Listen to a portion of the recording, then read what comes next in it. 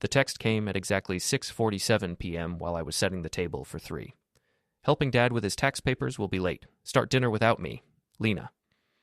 I stared at my phone, then at Frank sitting across from me, methodically cutting his pot roast. My father-in-law had been here for 2 hours, regaling me with stories about his latest fishing trip to Lake Michigan. The irony was so thick I could have served it as dessert. "Everything okay, Nate?" Frank asked, noticing my expression. "Oh, absolutely perfect," I said, raising my beer bottle in a mock toast. "Your daughter just texted that she's helping you with tax papers." Frank's fork stopped halfway to his mouth. "Tax papers? In October? Son, I finished my taxes in February like every other sane human being." I felt that familiar tingle in my chest, the same one I got when debugging a particularly stubborn computer virus at work. Something was very, very wrong with this picture. "Maybe she meant someone else's dad," I suggested, though we both knew Lena's mother had been an only child and her stepfather lived in Arizona. Frank set down his fork and gave me that look, the one that had probably made criminals squirm during his 30 years as a cop. "Nate, when was the last time Lena helped anyone with paperwork? The woman pays an accountant to balance her checkbook." He had a point. My wife Lena was many things. Beautiful, ambitious, socially savvy, but helpful with mundane tasks wasn't one of them. She'd rather get a root canal than spend an evening sorting through receipts and forms. "Well," I said, taking another swig of beer, "this should be interesting when she gets home." We finished dinner in relative quiet, both of us lost in thought. Frank helped me clear the dishes, and we settled in the living room to watch the Cubs game. Around 9:30, we heard Lena's BMW pull into the driveway. I positioned myself strategically in the kitchen doorway, beer in hand, wearing my most innocent expression. Frank, bless his suspicious cop heart, stayed visible on the couch. The front door opened, and Lena walked in looking, well, like she'd been doing something, but it definitely wasn't paperwork. Her hair was slightly mussed, her lipstick gone, and there was a flush to her cheeks that had nothing to do with autumn weather. "Hi, honey, She stopped dead when she saw Frank wave from the living room. "Dad, what are you doing here?"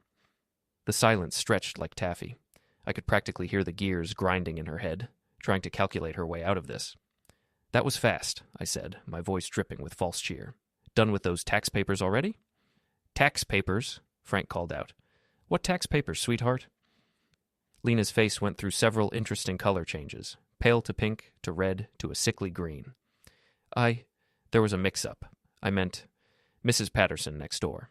She needed help with her quarterly business things. "Mrs. Patterson died last month," Frank said gently. "We went to her funeral together, remember?" If this were a cartoon, this would be the moment smoke started coming out of Lena's ears. Instead, her phone buzzed. She glanced at it automatically, and I caught a glimpse of the screen from my angle. Derek was texting her. Before we dive deeper into this story, I have one small request. Please subscribe, drop a like, comment, and hit that hype button to boost this channel so more people can discover these incredible Reddit stories. Derek, her ex-boyfriend from college. Derek, who was now married with 2 kids and ran some kind of consulting business downtown. Derek, who had been showing up in conversations a lot lately. I ran into Derek at Starbucks. Derek says the market is shifting. Derek thinks we should refinance. "You know what?" I said, finishing my beer and setting the bottle down with a deliberate clink. "I'm just glad you're helping someone with their things." Lena's phone buzzed again. This time she fumbled it, nearly dropping it in her haste to silence it. "I should get going," Frank announced, standing up with the careful dignity of a man who just watched his daughter lie to his face. "Thanks for dinner, Nate. Lena, we should talk soon." After Frank left, Lena and I stood in our kitchen like 2 gunfighters at high noon. She was still clutching her phone like a lifeline. "So," I said conversationally, "how exactly does one help a dead woman with quarterly business things?" "Don't be ridiculous, Nate.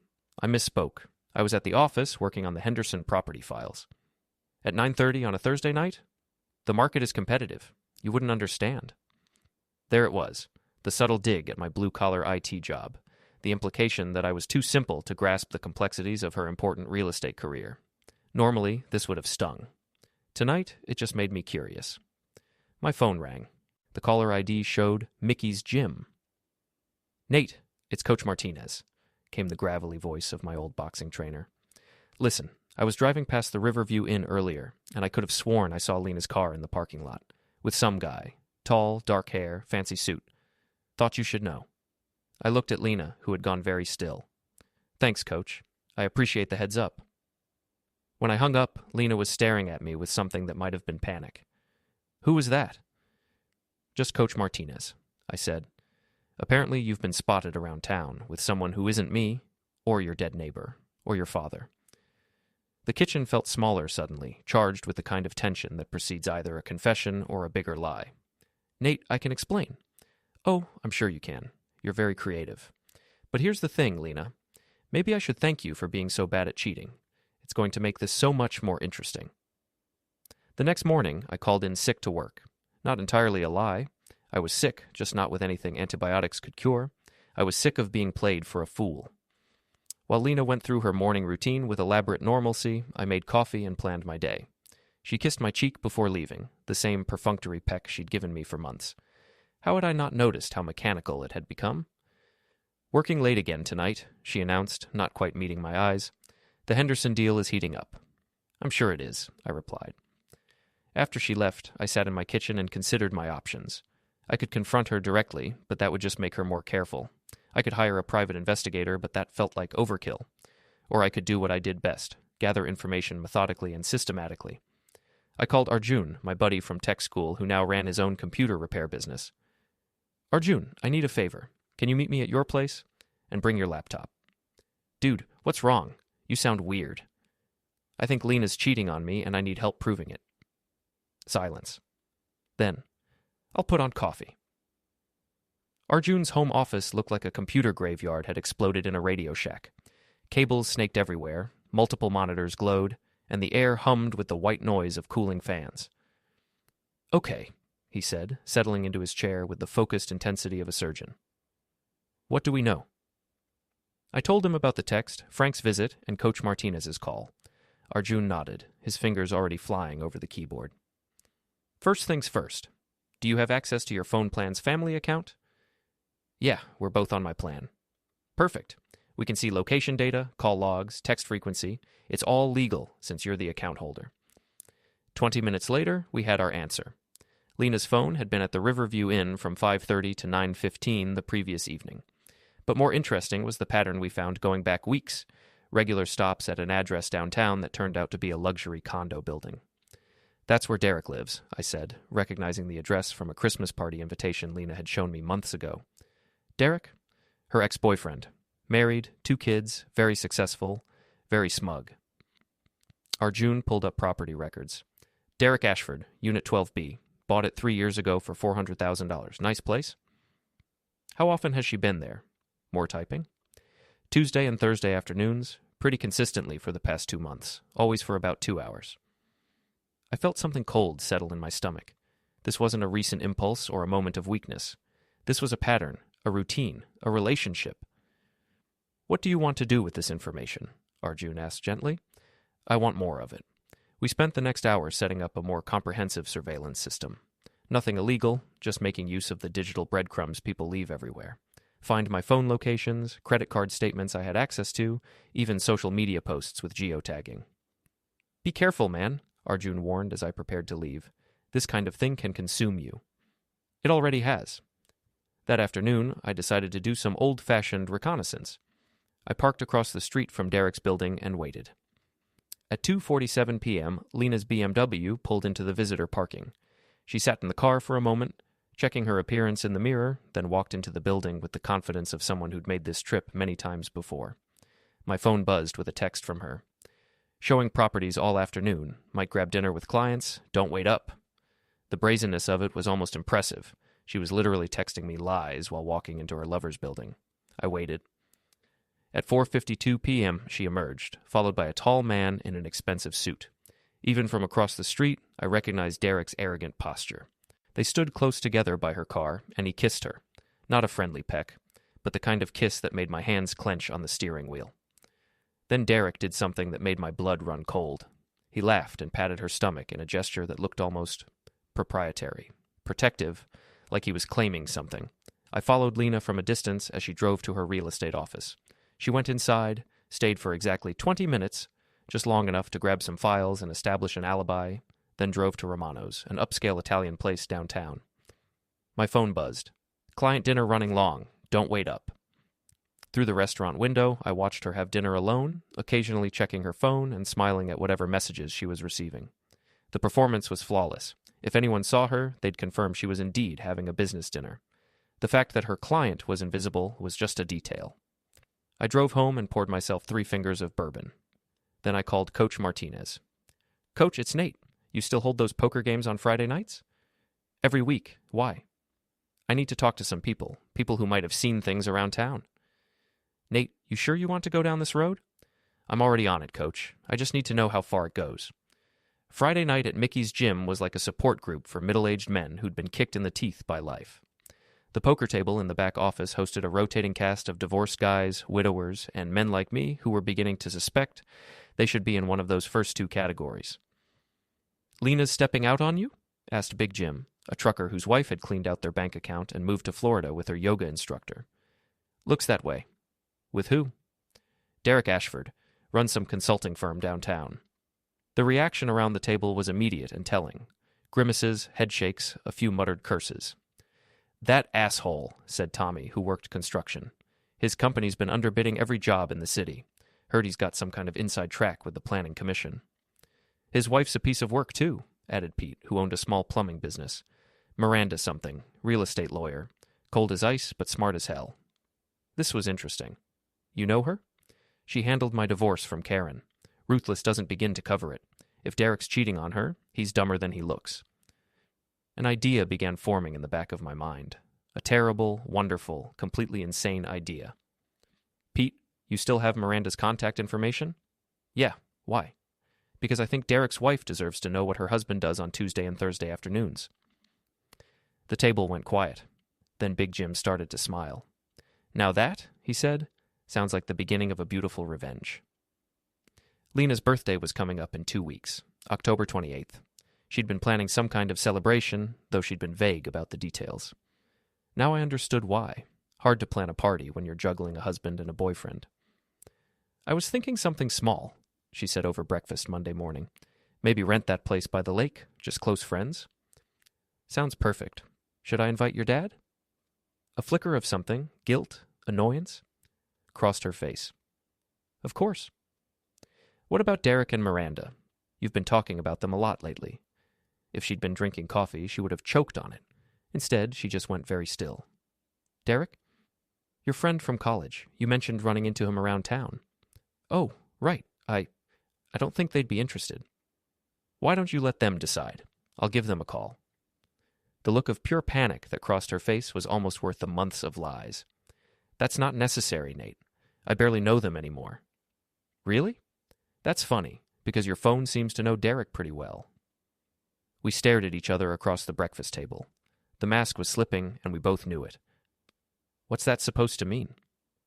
"It means I know where you were Thursday night, and Tuesday afternoon, and last week when you were supposedly showing the Morrison house." Lena's face went through several color changes. "You're spying on me." "I'm paying attention to you. There's a difference." She stood up abruptly, grabbing her purse and keys. "I don't have time for your paranoid fantasies, Nate. Some of us have real jobs." After she left, I sat in the quiet kitchen and made a decision. If Lena wanted a birthday party, I'd give her one she'd never forget. I called the lakeside rental place and upgraded her reservation to accommodate more guests. Then I started making phone calls. "Miranda Ashford, this is Nate Peterson.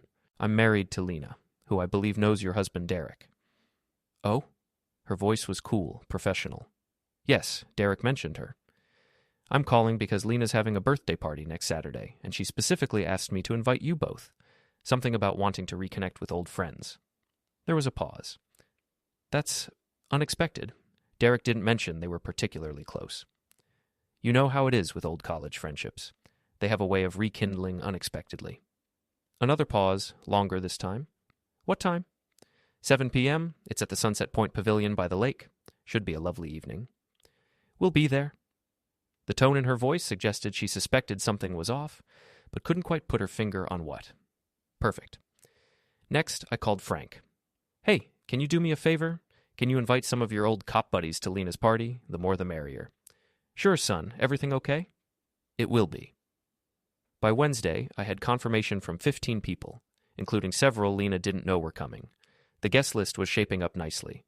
Frank and 3 of his retired police friends, Miranda and Derek, Coach Martinez and 2 guys from the gym, Arjun and his wife, plus Lena's best friend Paige and a few others from her real estate office. Thursday afternoon, I took a personal day and drove to the rental pavilion to set up. The space was perfect, open, well lit, with excellent acoustics. I tested the sound system and projection screen I'd rented, making sure everything worked properly. Lena was getting suspicious about my sudden enthusiasm for party planning. "You're being weird about this," she said Thursday night. "I just want your birthday to be special, memorable." "Since when do you care about parties?" "Since I realized how important it is to celebrate the people we love, to really see them for who they are." She gave me a strange look, but didn't press the issue. Saturday arrived gray and drizzly, but the weather cleared by afternoon. I arrived at the pavilion early to make final preparations. The projection screen was positioned so everyone could see it clearly. The sound system was tested and ready. I'd even brought a backup power source because I'd learned from years of IT work that redundancy was key to any successful presentation. Lena arrived at 6:45, looking stunning in a red dress that probably cost more than my monthly salary. She surveyed the setup with surprise. "Nate, this is elaborate. Only the best for my wife." Guests started arriving promptly at 7. Lena greeted everyone with her usual charm, though I noticed her smile falter when she saw some of Frank's police buddies. "Dad, you didn't mention you were bringing friends." "More the merrier," Frank said, echoing my earlier words. At 7:15, Derek and Miranda arrived. Derek looked exactly like I remembered. Tall, handsome in a generic way, with the kind of confidence that came from never being told no. Miranda was smaller than I'd expected, with sharp eyes and an expensive handbag. Lena went pale when she saw them. "Derek, Miranda, what a surprise." "Nate invited us," Derek said, shooting me a curious look. "Said you specifically wanted us here." "Did he now?" Lena's voice could have frozen champagne. "I hope that's okay," I said innocently. "You talk about Derek so much, I figured you'd want him here for your special day." The next few minutes were a masterclass in social awkwardness. Lena tried to keep Derek and Miranda separated from the rest of the group while simultaneously acting like a gracious hostess. Derek kept shooting confused glances between Lena and me. Miranda watched everything with the sharp attention of a predator. At 7:45, I called for everyone's attention. If I could have everyone gather around, I'd like to make a toast to my beautiful wife. People assembled in front of the projection screen, wine glasses in hand. Lena stood beside me, her smile looking increasingly strained. "Lena and I have been married for 8 years, I began. "And in that time, I've learned so much about her. Her ambition, her dedication, her creativity, the lengths she'll go to pursue her passions." A few people chuckled. Lena's smile was starting to look painful. "For instance, I've learned that Lena is incredibly helpful. Just last week, she spent an entire evening helping her father with his tax papers." Frank raised an eyebrow, but said nothing. "And she's so dedicated to her clients. Working late, weekend showings, dinner meetings that run until all hours." I clicked the remote, and the first image appeared on the screen. A map showing Lena's phone locations over the past month. To most people, it looked like random data, but Derek had gone very, very still. She's also maintained such wonderful friendships over the years. College relationships that have really deepened recently. Another click. This time it was a photo, taken from across the street with a telephoto lens, of Lena and Derek kissing by her car outside his condo building. The silence was deafening. "Lena's always been good at multitasking," I continued conversationally, texting me about helping her father while actually visiting old friends, claiming client dinners while dining alone. It's really quite impressive, the organizational skills required. Lena was frozen, her face cycling through expressions like a broken slot machine. Derek looked like he was going to be sick. But Miranda was staring at the screen with the focused intensity of a hawk spotting a rabbit. "Of course," I said, advancing to the next slide, a series of text message screenshots. "The real artistry is in the communication, the elaborate stories, the careful timing, the sheer creativity of it all." "Nate," Lena whispered, "please." "Oh, but we're just getting to the good part," I said. "The part where we celebrate how well you know your friends, how intimately involved you've become in their lives." The final image was the most damning, another telephoto shot of Derek's proprietary hand on Lena's stomach, his protective posture, the look of ownership in his eyes. Miranda set down her wine glass with deliberate precision and turned to face her husband. "Derek," she said in a voice that could cut glass, We need to talk. All hell broke loose. Derek started stammering excuses while simultaneously trying to deny what everyone had just seen. Lena burst into tears, whether from shame, anger, or fear. I couldn't tell. Frank and his cop buddies formed a protective semicircle around me, probably out of habit. Paige, Lena's best friend, was frantically taking pictures with her phone. "You bastard!" Lena screamed at me. "How could you do this?" "Do what?" I asked mildly. "Throw you a birthday party, invite your friends, share some photos?" Derek made the mistake of trying to approach me. "Look, man, I can explain." He never got the chance to finish. Coach Martinez, all 250 pounds of him, stepped between us. "I don't think that's a good idea, son." Miranda, meanwhile, was having her own conversation with Derek, conducted in tones so cold they probably dropped the temperature in the pavilion by several degrees. 8 months, she was saying. 8 months you've been screwing around and with her? Derek, I've met houseplants with more integrity.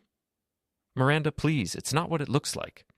It looks like my husband has been having an affair with a married woman and lying to my face about it. What part of that assessment is incorrect? Lena, perhaps realizing that tears weren't going to save her, switched tactics and went on the offensive. "You had no right!" she shouted at me. "This is private. This is between us." "Was it private when you were texting him from our bed?" I asked. "Was it between us when you were using our joint credit card to buy lingerie for your Tuesday afternoon visits?" More gasps from the crowd. I'd been saving that particular detail. Frank stepped forward and put a gentle hand on Lena's shoulder. "Sweetheart," he said sadly, "maybe it's time to stop digging." But Lena was beyond reason now. "You're all against me. You're all jealous because I found someone who actually appreciates me." "Appreciates you?" Miranda laughed, and it was not a pleasant sound. "Honey, he's been calling you that desperate housewife to his golf buddies for weeks. I thought he was talking about some TV show." The look on Derek's face confirmed that this was true, and that's when Lena completely lost it. She lunged at me, screaming incoherently, fingernails aimed at my face. I sidestepped, and she crashed into the gift table instead, sending packages and her birthday cake flying. "I think," I announced to the stunned crowd, "the party's over." The fallout from Lena's birthday party was immediate and spectacular. By Sunday morning, half the town knew about the affair, thanks partly to social media and partly to the fact that 3 retired cops had witnessed the whole thing and weren't shy about sharing. Lena had spent Saturday night at Paige's house, which was fine by me. I needed time to plan my next moves. Sunday afternoon, my phone rang. The caller ID showed Miranda's number.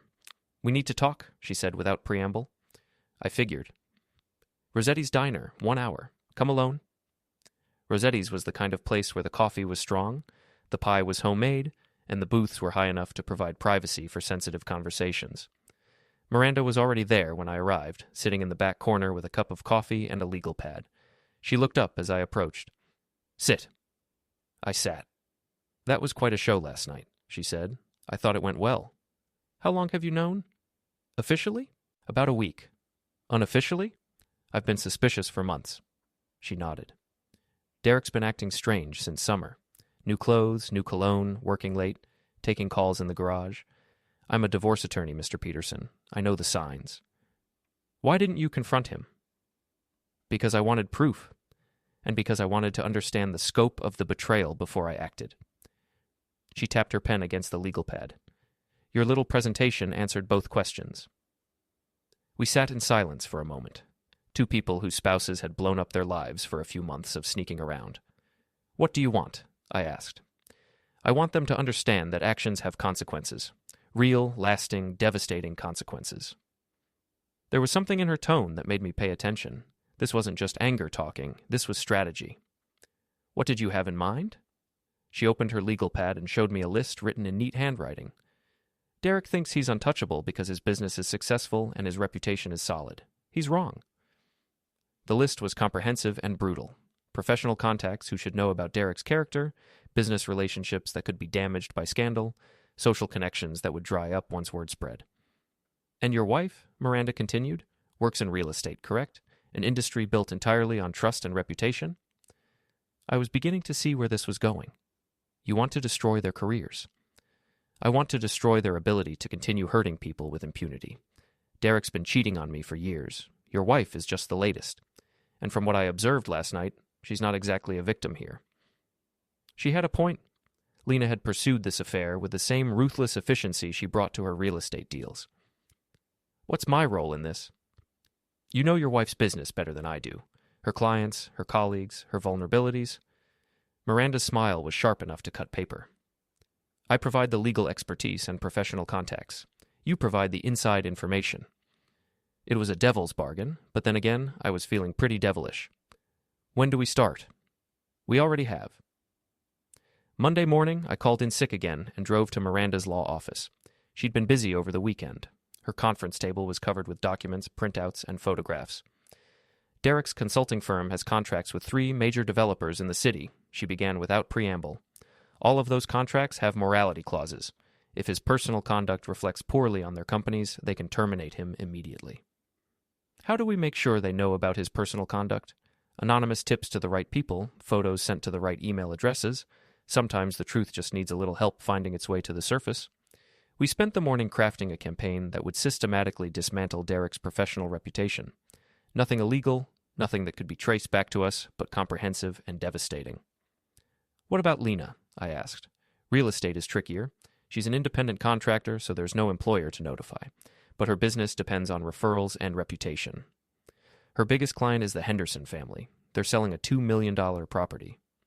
Conservative family? Very. Old money, old values. Miranda made a note. What else? She's up for some kind of award from the Regional Real Estate Association. Top seller of the year or something. There's a ceremony next month. Perfect. Nothing kills an award like a scandal. By Tuesday, our plan was in motion. Derek's business contacts started receiving anonymous packages containing photos and documentation of his affair. The materials were professionally presented, factual, and impossible to ignore. Wednesday morning, Derek's largest client called an emergency meeting and terminated their contract, citing concerns about professional judgment and character. Meanwhile, I was working on Lena's world. The Henderson family received an anonymous letter detailing their realtor's recent behavior, complete with photos and documentation. They called Lena Wednesday afternoon and fired her on the spot. How did this happen? Lena demanded when she called me, hysterical. Someone's sabotaging me. That's terrible, I said. Who would do such a thing? It has to be you. You're trying to destroy my career. Lena, I'm a computer repairman. I don't move in real estate circles. Maybe it's just that people don't like doing business with cheaters. She hung up on me. Thursday brought more good news. The Regional Real Estate Association received a detailed complaint about Lena's unprofessional conduct and moral character, complete with supporting evidence. Her award nomination was quietly withdrawn. Derek, meanwhile, was hemorrhaging clients and facing questions from his business partners. By Friday, 2 more major contracts had been terminated, and his firm was in serious financial trouble. But Miranda and I weren't done yet. Phase 2, she announced when we met Friday evening. Personal consequences. Such as? Derek's been hiding assets in preparation for what he thought would be an easy divorce. Offshore accounts, investments in his brother's name, property held through shell companies. I've been documenting everything. That's illegal, isn't it? Hiding assets in a divorce? Absolutely. I'm just going to make sure the court knows about it. What about Lena? Miranda smiled. Your wife has been very creative with her taxes. Unreported income, inflated business expenses, some very questionable deductions. It would be a shame if someone tipped off the IRS. I felt a moment of hesitation. This was escalating beyond simple revenge into life-altering consequences. Second thoughts? Miranda asked, reading my expression. Are we going too far? Mr. Peterson, your wife spent months lying to your face while sleeping with my husband. She used your credit cards to buy lingerie for their dates. She was planning to leave you once Derek divorced me. Too far would be if we were planning to hurt them physically. This is just justice with a price tag. She had a point, and frankly, I was past the point of caring about being fair. What do you need from me? Access to your joint financial records, copies of Lena's tax returns, her business files if you can get them. I can do that. Good, because next week we're going to finish this. Saturday morning, Lena came home to pack more clothes. She'd been staying with Paige since the birthday party, but she needed her professional wardrobe. The Henderson deal fell through, she announced, throwing clothes into a suitcase. I'm sorry to hear that. No, you're not. You're loving this. I'm loving the truth finally coming out. Yes. She whirled around to face me. The truth? You want the truth? Fine. Yes, I was seeing Derek. Yes, I lied to you. But you know what? I don't regret it. Good. That'll make the divorce easier. Derek and I are in love, Nate. Real love. Not this domestic prison you call a marriage. Is that what Derek told you? Because according to Miranda, he's been calling you that desperate housewife to his golf buddies. The color drained from her face. That's not true. Ask him. She grabbed her suitcase and headed for the door, then stopped. You think you've won something here, but you haven't. Derek and I are going to get through this. We're going to be together. Sure you are. Right after he finishes losing his business, and you finish explaining to the IRS why you forgot to report $30,000 in commission income last year. The look of panic that crossed her face told me Miranda had been right about Lena's creative accounting. How did you? I pay attention, Lena. I always have. You just never noticed. After she left, I sat in my quiet house and felt something I hadn't experienced in months. Peace. The truth was out, the consequences were in motion, and for the first time since this whole mess started, I felt like I was in control. My phone buzzed with a text from Miranda. Derek's moving out tomorrow. His business partners are buying him out at a significant loss. How are things on your end? I typed back. Lena's panicking about the IRS. I think she's starting to understand that this isn't going away. Good. Phase 3 starts Monday. I couldn't wait to see what Phase 3 looked like. Monday morning brought news that made my coffee taste even better than usual. Derek's consulting firm had officially dissolved, with his former partners citing irreconcilable differences regarding professional standards. Translation. They'd thrown him under the bus to save their own reputations. Lena, meanwhile, was discovering that scandal travels fast in the real estate world. 3 more clients had fired her over the weekend, and her broker was reviewing her status with the firm. But the best news came from Miranda. The IRS is opening an audit, she informed me during our Tuesday morning call. Anonymous tip with very detailed supporting documentation. They're very thorough when they smell blood in the water. How long will that take? Years. And it'll cost her a fortune in legal fees and penalties, assuming she doesn't go to prison. Prison? Tax evasion is a federal crime, Mr. Peterson. Your wife has been playing fast and loose with the law for quite some time. I felt a moment of genuine shock. I'd wanted consequences, but prison seemed extreme. Don't develop a conscience now, Miranda continued, as if reading my thoughts. She made her choices. Actions have consequences. Wednesday evening, Lena called me, sobbing. Nate, please, you have to help me. The IRS is auditing me. I've lost most of my clients, and Derek won't return my calls. Derek won't return your calls? He says we need to lay low until things calm down. But they're not calming down. They're getting worse. Maybe that's because you destroyed 2 marriages and multiple lives for a few months of sneaking around. Please, Nate. I know I made mistakes, but I can't lose everything. I can't go to prison. You should have thought about that before you decided to cheat on your taxes and your husband simultaneously. I'll do anything. I'll end things with Derek. I'll go to counseling. Lena, it's too late for that. Way too late. She hung up, but called back an hour later. I know it was you, she said, her voice cold now. You and that bitch Miranda. You're destroying our lives. You destroyed your own lives. I'm just making sure everyone knows about it. This isn't over, Nate. Yes, it is. Thursday morning, I got a call from Coach Martinez. Nate, you need to get down to the gym now. What's wrong? Just get here. I found Coach in his office, looking grim. Sitting across from him were Lena and Derek, both looking like they'd been dragged behind a truck. They want to talk to you, Coach said. I told them I'd referee, make sure things stay civil. I took the chair across from them and waited. Derek spoke first. Look, man, I know things got out of hand, but this vendetta you and Miranda are on, it's destroying innocent people. Innocent people? My kids are getting bullied at school. Lena's lost her career. My business is ruined. Don't you think we've been punished enough? I looked at them. Really looked at them. Derek's expensive suit was wrinkled, his confident posture replaced by the hunched shoulders of a defeated man. Lena looked even worse, her usual polish replaced by the haggard appearance of someone who wasn't sleeping. You want to know what I think? I said finally. I think you're upset that your actions had consequences. I think you thought you could lie and cheat and hurt people without any real cost to yourselves. We made mistakes, Lena started. You made choices, I interrupted. Deliberate, calculated choices. Every text, every lie, every afternoon at Derek's condo was a choice. What do you want? Derek asked. Money? I can pay you. I don't want your money. Then what? I thought about it. What did I want? Justice? Revenge? For them to understand the pain they'd caused? I want you to understand that you're not the victims here, I said finally. I want you to stop acting like the consequences of your choices are somehow unfair or excessive, and I want you to leave me alone. The IRS audit, Lena began, has nothing to do with me. You evaded taxes, Lena. That's on you. But you reported me. I reported a crime, which is what good citizens do. Derek leaned forward. Look, I'll admit it. I was using Lena. It was just physical, nothing serious. But she thought it was more, and I let her believe it because it was convenient. We're both guilty here. The look on Lena's face when Derek said he was just using her was worth everything I'd been through. You told me you loved me, she whispered. Derek shrugged. I told you what you wanted to hear. And that's when Lena completely snapped.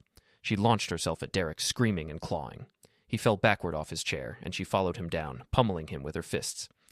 You bastard! You lying bastard! I gave up everything for you. Coach and I pulled her off him. Derek scrambled to his feet, his face scratched and his shirt torn. You're crazy, he shouted. This is exactly why it was never serious. You're completely unstable. Get out, Coach said quietly. Both of you, now. After they left, Coach and I sat in silence for a few minutes. Feel better? He asked. Actually, yeah, I do. Good, because I think you're done now. What do you mean? I mean, you got your revenge. They're destroyed, they hate each other, and everyone knows what they did. Time to move on with your life. He was right. The anger that had been driving me for weeks was gone, replaced by something that felt almost like pity. Lena and Derek had destroyed their lives for a few months of sneaking around, and now they were facing years of consequences. Friday afternoon, Miranda called with an update. Derek's moving back in with his mother, she said, 45 years old and living in his childhood bedroom. His divorce settlement is going to leave him with almost nothing, and his reputation in this city is finished. What about Lena? The IRS audit is proceeding. Her real estate license is under review, and Derek's public humiliation of her yesterday has been making the rounds on social media, thanks to someone who filmed it on their phone. Someone filmed it? Paige, her best friend. Apparently she's been documenting everything for her social media followers. The betrayal angle is very popular online. Even Lena's best friend was exploiting her downfall for internet fame. It was almost poetic. I think we're done, I told Miranda. Agreed. They're both finished in this town. Time to let them live with the consequences. That evening, I sat in my quiet house and took stock of my life. My marriage was over, but it had been over long before I admitted it. My wife had revealed herself to be a liar and a cheat. But at least now I knew the truth. I'd lost some friends who sided with Lena, but I'd kept the ones who mattered. Most importantly, I'd learned that I was stronger than I'd given myself credit for. When pushed, I could push back. When betrayed, I could make sure the betrayal had a price. My phone buzzed with one final text from Lena. I hope you're happy. You've destroyed everything. I typed back, I didn't destroy anything. I just made sure everyone could see what you'd already done. Then I blocked her number and poured myself a beer. Outside, it was starting to snow. The first snow of the season. Tomorrow, I'd start figuring out what came next. Tonight, I was content to sit in my quiet house and watch the world turn white and clean. The war was over, and for the first time in months, I was at peace. 6 months later, I ran into Frank at the grocery store. He looked older, tired in a way that had nothing to do with age. How are you holding up? I asked. About as well as can be expected. Lena's living in Arizona now, working at some chain real estate office. The IRS settlement cleaned her out pretty thoroughly. And Derek? Moved to Indianapolis, working for his brother-in-law's insurance company. Miranda took him for everything he had in the divorce. We stood in awkward silence for a moment. I'm sorry it came to this, Frank. I know she's your daughter. She made her choices, Nate. I raised her better than that, but I can't live her life for her. He paused. You doing okay? Yeah, better than okay, actually. I'm seeing someone new. A teacher from the next town over. Good woman. Frank smiled for the first time since I'd known him. I'm glad. You deserve better than what Lena gave you. As I drove home, I thought about the choices we make and the prices we pay. Lena had chosen excitement over stability, lies over truth, selfishness over loyalty. She was paying that price now and would be for years to come. Derek had chosen to use people, to take what he wanted without regard for the consequences. He'd lost his business, his family, his reputation, and his future in the city where he'd built his life. I'd chosen revenge over forgiveness, justice over mercy. But looking back, I couldn't say I regretted it. Some betrayals are too deep, too calculated, too cruel to simply forgive and forget. They'd wanted to have their cake and eat it too. Instead, they'd choked on their own lies. And me? I'd learned that sometimes the best revenge isn't getting mad. It's making sure the truth comes out and letting the consequences speak for themselves. I pulled into my driveway and looked at my modest house, the same house Lena had been so eager to leave behind for Derek's luxury condo. It looked pretty good to me now. Honest, solid, real. Inside, my phone was ringing. Sarah, the teacher, called to confirm our dinner plans for tomorrow night. "Hi," I answered. "How was your day?" "Better now that I'm talking to you," she said, and I could hear the smile in her voice. For the first time in years, someone was telling me the truth, and it felt like the most beautiful thing in the world. They called me the villain in their story. The funny thing is, I wore that title better than they ever wore their wedding rings.